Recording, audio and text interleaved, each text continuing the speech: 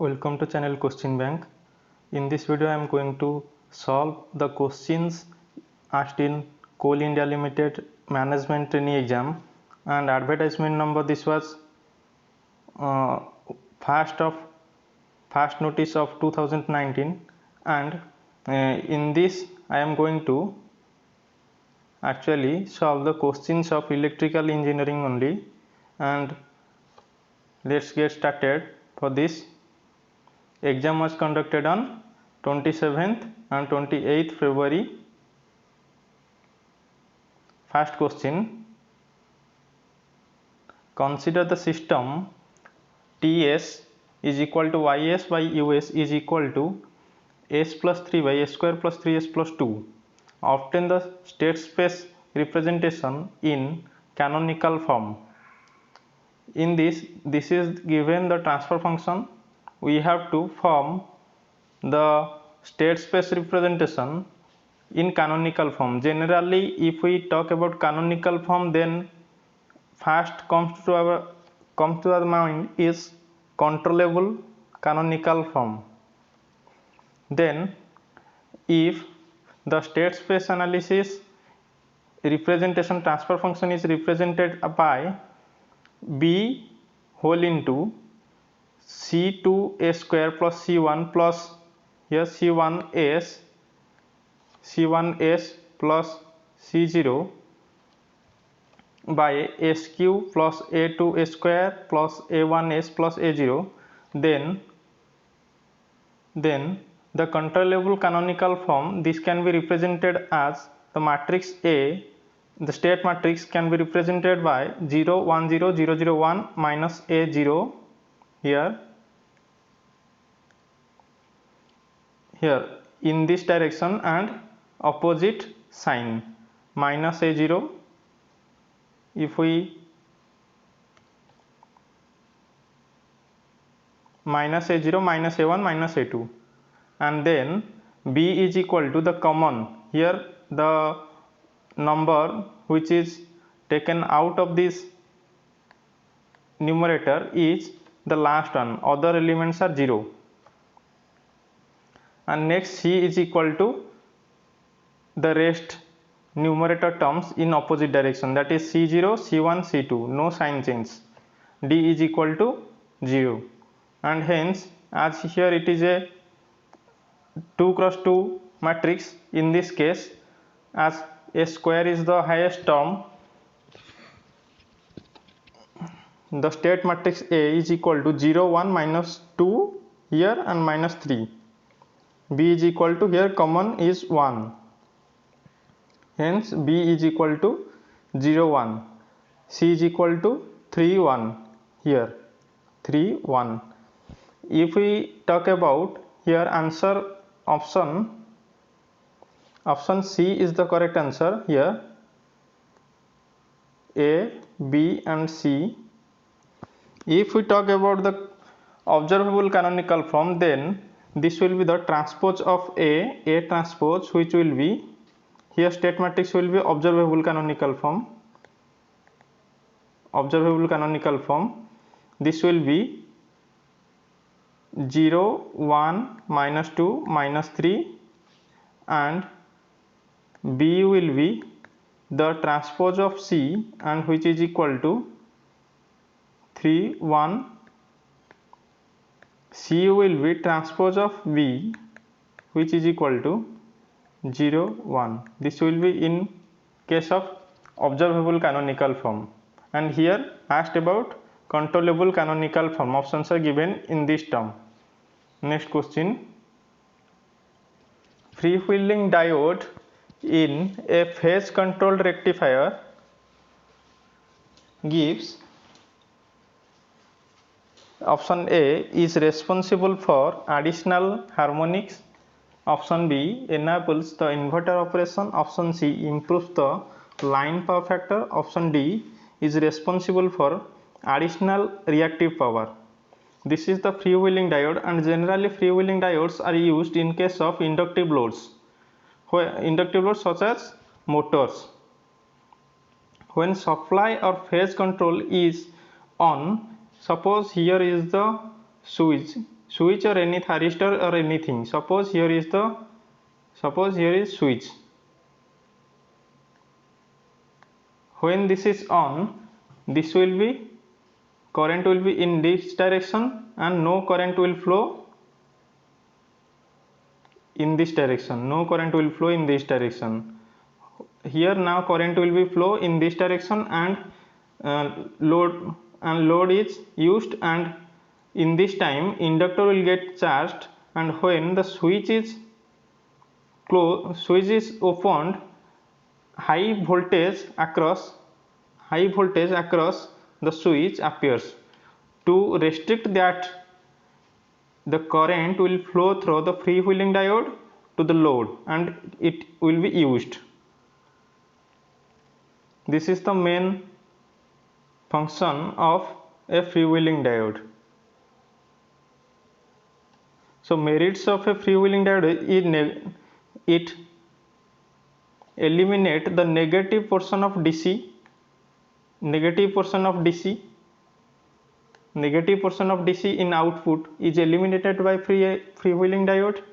Ripple voltage also reduces and improves input power factor in SCR phase control converter because it ends input current wave from earlier. Here is the figure. If this is the voltage,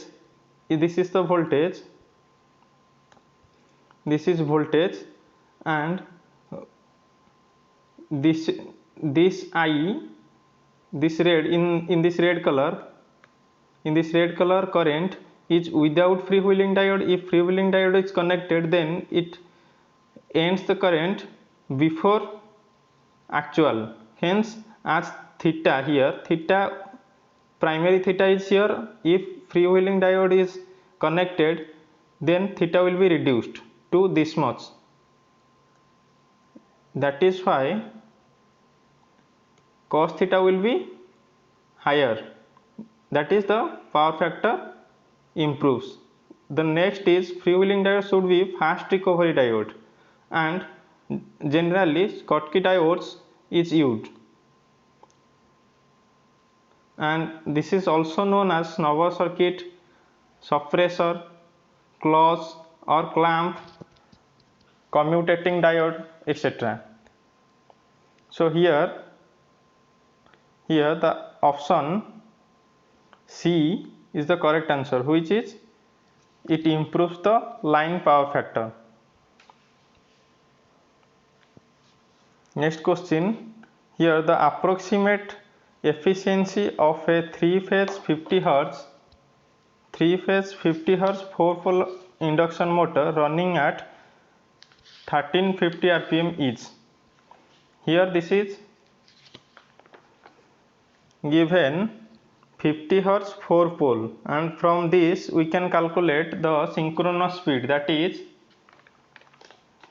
120 f by p, which is equal to 120 into 50, that is the frequency, by 4, which is equal to 1500 rpm. And generally the approximate efficiency is given by the rotor efficiency, which is equal to rotor output power by rotor input power. The output power of a rotor is the mechanical power developed, and rotor input power in terms of electrical power. Hence, this is power developed in mechanical term of rotor, power input to the rotor. Hence, this can be given by 1 minus s by 1, which is equal to, where s is equal to slip, and this can be given by nr by ns. Nr is rotating speed and ns is synchronous speed. Here given rotating speed is 1350 by synchronous speed, which is equal to 1500, and this is coming to be 90%. The approximate efficiency will be option B, that is 90%. Next question number 4. What about the multiplication and division instructions of 8085? In case of 8085 microprocessor, multiplication and division instructions are not available, so it does not support multiplication and division instructions. So option C is correct answer. Next, question number 5. PWM switching scheme is used in single phase inverter to PWM switching used for which reason? This is option A, reduce the total harmonic distortion, option B, reduce the higher order harmonic distortion, option C, minimize the effect of load, option D, reduce the lower order harmonics. This is option D, reduce the lower order harmonics.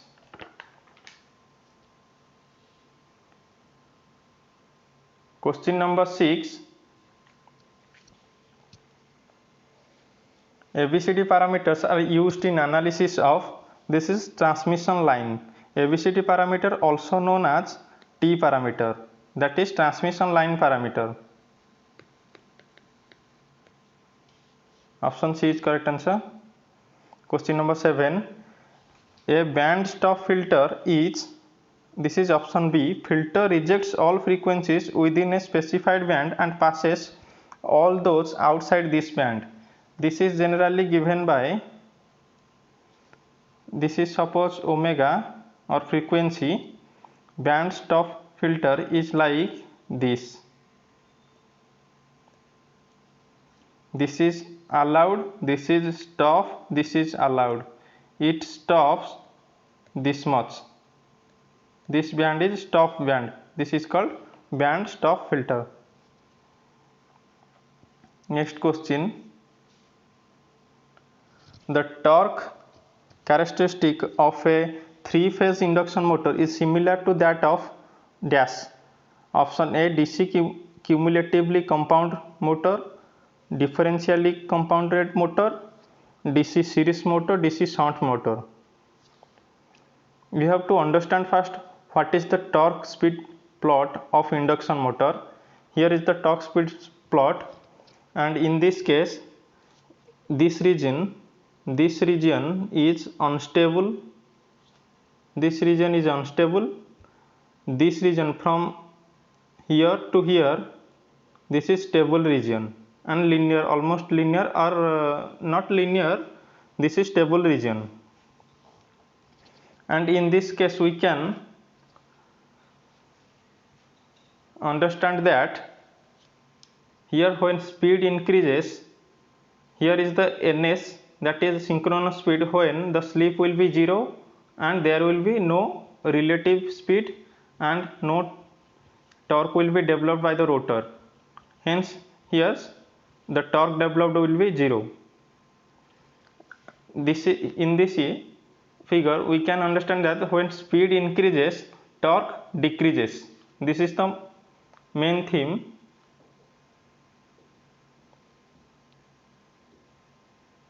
So in case of shunt motor, this is the torque versus speed graph, and here we can observe that when speed increases, torque decreases. Here is the torque which is higher and gradually decreases. So DC shunt motor will be the correct answer here. Question number 9. A signal having a spectrum ranging from DC to DC means 0 to 10 kHz is to be sampled and converted into discrete form. What is the minimum number of samples per second that must be taken to ensure recovery? This is given by Nyquist theorem for sampling. Sampling frequency should be 2 times that of bandwidth. 2 times that of bandwidth. That is the Nyquist theorem states that minimum number of samples per second required to convert it to discrete is given signal in band limited, if signal is band limited and the highest frequency is something W, here given is 10 kilohertz, sorry, here given is 10 kilohertz, 10 kilohertz, then for effective reproduction of signal, minimum sampling frequency should be 2 into W, 2 times the highest frequency given. So this is called Nyquist rate, and here this will be 20 kilohertz, option A. Next question, question number 10. Question number 10, here given 8085 program MOV AC RAR 4 times and MOV CA halt. The program is for which? Left shift, sorting the BCD number, ones complement of number, right shift. First we have to know what MOV does and what RAR does. MOV AC means data in register C. MOV AC means data in C is moved to accumulator. Data in C is moved to accumulator. Now RAR means rotate accumulator throw carry. Rotate accumulator throw carry. Now the 8-bit data that is present in C is moved to accumulator A, and next program is saying that to move or rotate accumulator throw carry. This is the 8-bit data, and this will be the bit here, suppose 0, this 0 will be come to carry and this will be here, and data will move this word. Okay, so in this manner, if for example suppose the data given is 0111 0011, then the for 4 RAR mnemonics, 4 RAR, this will be 4 bits from right side will be 4 bits from right side will be moved to, sorry, 4 bits from left side will be directly moved to right side. So this is right shift. And here last one is MOV CA, means the after the operation in accumulator, the CA means the data in accumulator will be saved to C. This data will be transferred to C. Next question. The power input in blocked rotor test performed on a 3-phase induction motor is approximately equal to, this is blocked rotor test is for full load copper loss. Total resistance and reactance refer to stator side. Generally these two terms are calculated from blocked rotor test. Hence this is the I square R loss in winding. Option A is the correct answer, and this resembles the short circuit test of transformer. Next question 12.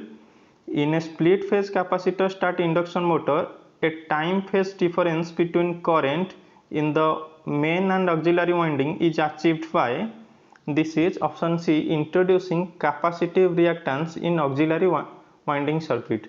This is the split phase capacitor start induction motor.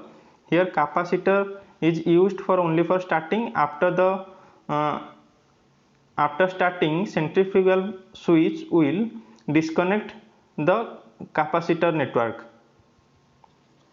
Here capacitor is used. Option C. Question number 13. Two coils A and B with 800 and 1200 turns respectively are having common magnetic circuit. A current of 0.5 ampere in coil a current of 0.5 ampere in coil A produces, this is coil A. Coil A produces a flux of 3 milliweber and 80% of flux links with coil B. Find L1, L2 and M. Here the two inductors are having 800 and 1200 turns respectively, and in coil A, this one is coil A and this one is coil B. In coil A, 0.5 ampere of current is producing 3 milliweber and 80% of this flux is linked to coil B. Now L1 is given by N1 phi1 by I1. N1 is the number of turns in first coil, that is A. Phi1 is the flux produced and I is the current in first coil, that is A. And this is calculated to be 4.8 Henry. Hence option D is the correct answer, 4.8 Henry. Next we have to calculate L2 and M. L2 is equal to N2 phi2 by I2. And here neither phi2 is given and I2 is given. Hence we cannot calculate L2. If suppose K value is given, K is the mutual induction coefficient, if is given, then we can calculate L1, suppose L2. Now M, that is the mutual inductance, is equal to N2 phi1 star by I1. Phi1 star is flux of I1, flux of coil A linked to coil B, that is flux linkage with B is equal to 80% of flux produced in A, that is 0.8 into 3 milliweber. 3 milliweber, that is equal to 2.4 into 10 to the power minus 3 Weber, and this is coming to be 5.76 Henry. So in case of options, this is given 3.6 Henry, and hence option is actually wrong. Only L1 is correct. L2 cannot be find out. Maybe L2 this value, but cannot be find out the limited data given, and this one is wrong. Next question, find the frequency response of LTI system described by differential equation. Differential equation d square yt by dt square plus 5 dyt by dt plus 6 yt is equal to 2xt. Taking the Laplace transform of both sides,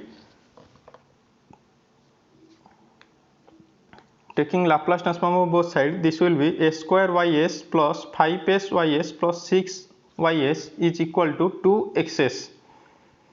And if we take common ys, then this will be a square plus 5s plus 6, which is equal to 2xs, and here ys by xs is equal to 2 by a square plus 5s plus 6, and for s is equal to j omega, transfer function in terms of frequency will be 2 by j omega square plus 5 j omega plus 6, and this is option B. The power factor is defined as this is option C, the ratio between true power to apparent power. The true power or active power or real power is given by Vrms into Irms into cos phi, and phi is the angle between voltage and current waveform. Relative power Q is given by Vrms into Irms into sin phi. Phi I have explained what is phi. Apparent power is given by Vrms into Irms, which is equal to S, which is equal to P square plus Q square. P is the active power and Q is the reactive power, and root 2 over of P square plus Q square is equal to apparent power. Power factor is given by cos phi, which is equal to this one Vrms Irms cos phi by Vrms Irms, that is true power by apparent power. The unit of true power is watt, whereas the reactive power has VAR, volt ampere reactive. This is for reactive power, and apparent power has VA. This is the basics of power triangle. Next question, question number 16. A three-phase generator delivers 1 per unit power to an infinite bus through a transmission network when a fault occurs. The maximum power which can be transferred during pre-fault, this is per-fault written, this is pre-fault. Pre-fault, during fault and post-fault conditions are 1.75 per unit, 0.4 per unit and 1.25 per unit. Find the critical clearing angle. Similar type of question was asked in engineering services paper 2, that is the descriptive paper, in 2001. This is actually a long problem. Without calculator this question is impossible. Now what are given? Pre-fault, that is Pmax1 is equal to 1.75 per unit. During fault Pmax2 is equal to 0.4 per unit. Post fault, that is Pmax3 is equal to 1.25 per unit, and here the given 1 per unit power delivers to an infinite bus wire. Here is the 1 per unit, PS, that is the 1 per unit. Here is the first one, that is pre-fault. This one is pre-fault. This one is post fault. During fault, this is post fault, and we will calculate critical clearing angle. This one is critical clearing angle. What is critical clearing angle? The angle before which the fault should be cleared, so that no loss of synchronism is achieved. So here delta 0 is the initial angle, initial loading angle, delta C is the critical clearing angle, and delta M is the maximum load angle. Maximum load angle.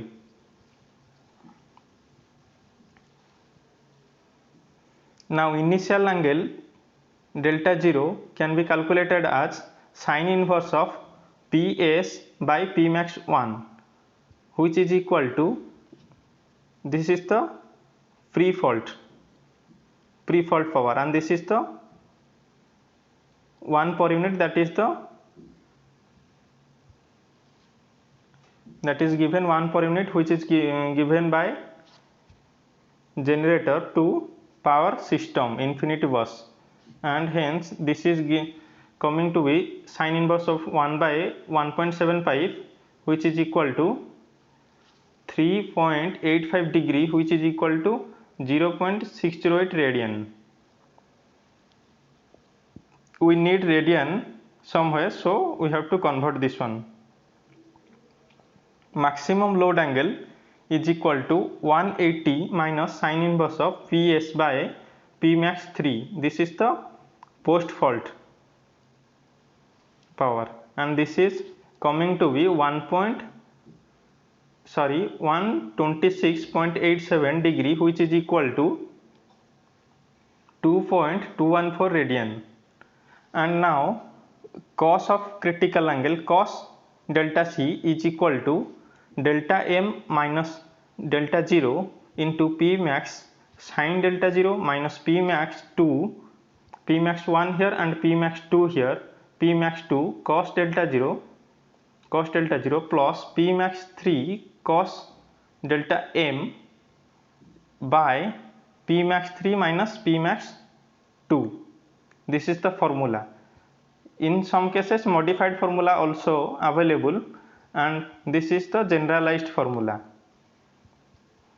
And if we calculate the whole term, we are getting cos, this is cos delta C is equal to 0.6212, and delta C we are getting cos inverse of 0.6212 is equal to 51.597, which is nearly equal to 51.6. And here we have to notice that here delta M minus delta 0 is multiplied with P max 1, and no such term is available in this expression. Hence here we have to put the radian values in case of delta M, and we have to calculate sin delta 0 in terms of radian or degree, and we have to set the calculator in that mode. I have calculated the whole sin term in degree, and here multiplied the amount in radian. Here we are getting critical clearing angle to be 51.6, nearly equal to 51.6. So the answer will be option A. Here if we see, the option A is 51.27, which is nearly equal to what we are getting, but the answer given by Coal India is equal to 61.57. so this is a wrong answer given by Coal India Limited. Next question, a DC series motor should always be started with load because this is option D. Correct given, that is at no load it will rotate at a dangerously high speed. Next question, how many input output ports can 8085 access? This is option D, that is 256. How? There are two program mnemonics that are in and out. After in, there will be a 8-bit port address, and in case of out, the same 8-bit port address. That means the address is represented by 8-bit. That means 2 to the power 8, which is equal to 256 input output ports. And if we talk about the program, in case of in and out, both are 2-byte mnemonics, and AM cycle is 3 for both, and T states are 10 T states.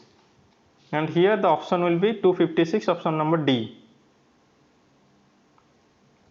Question number 19, the shearing bridge is ideally suited to measurement of.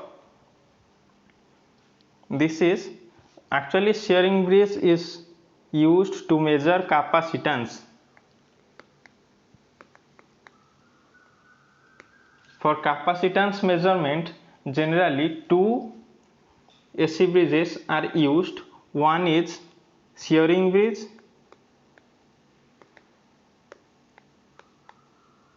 and another is de-Sautis bridge.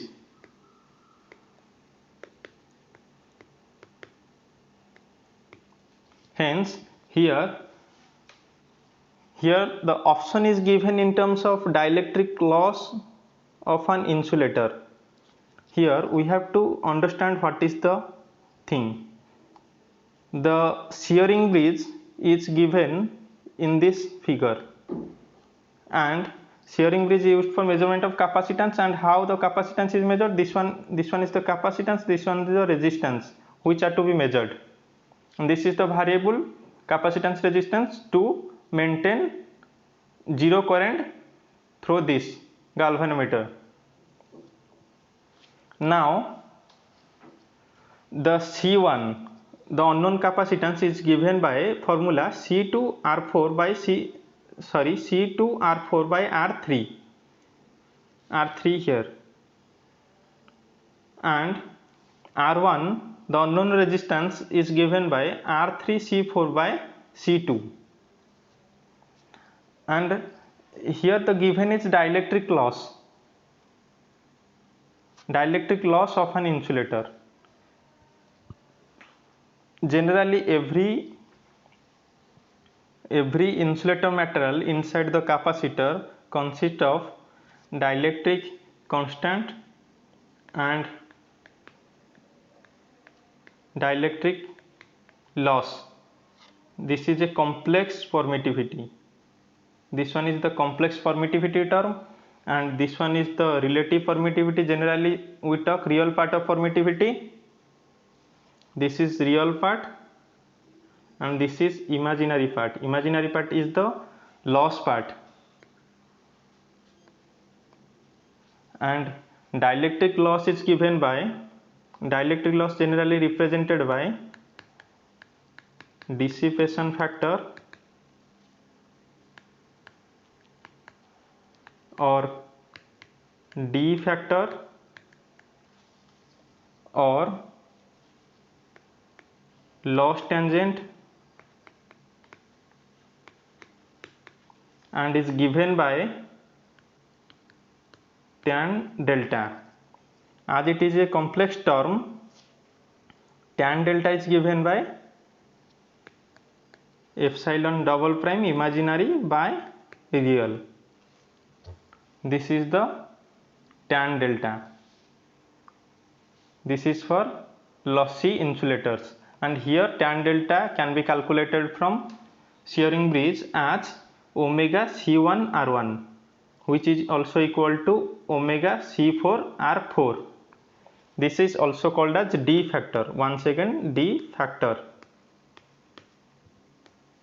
And if we talk about the two methods, those are used for capacitance measurement. Generally De-Sauty bridge here, De-Sauty bridge is used for lossless capacitance, where epsilon double prime will be equal to 0 generally. And modified, there is another AC bridge, modified De-Sauty bridge, which is used for lossy capacitance, and in this case tan delta also present. And in case of here in option there is no modified De-Sauty bridge and given shearing bridge, and here option will be option B. Last question of this session: cumulatively compounded motor are used where we require poor speed regulation, constant speed, variable speed, sudden heavy load for short duration. Generally cumulatively compounded motors are used for constant speed and good starting torque. That is the machines which need series characteristic but load can be removed completely. In this case we can use cumulatively compounded motors. The problem in case of series motor is that load cannot be removed completely, but in case of cumulatively compounded motors we can completely remove the loads. Hence as the characteristic of series and also the cumulative compound motor is it needs constant speed and good starting torque, so sudden heavy loads for short duration, here is the option D, for sudden heavy loads for short duration. What type of loads generally used? That is rolling mills,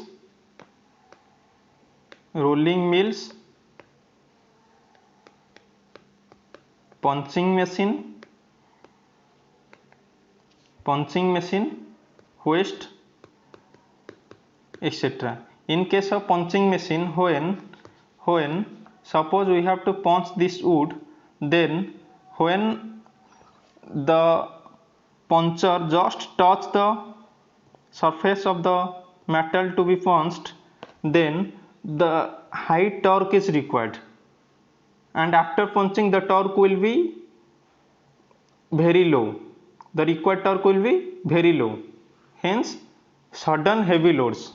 Hence this is sudden heavy loads for short duration. This is option D. And this is the end of this video, and I will upload the next 20 questions very soon. Thank you for watching up to here.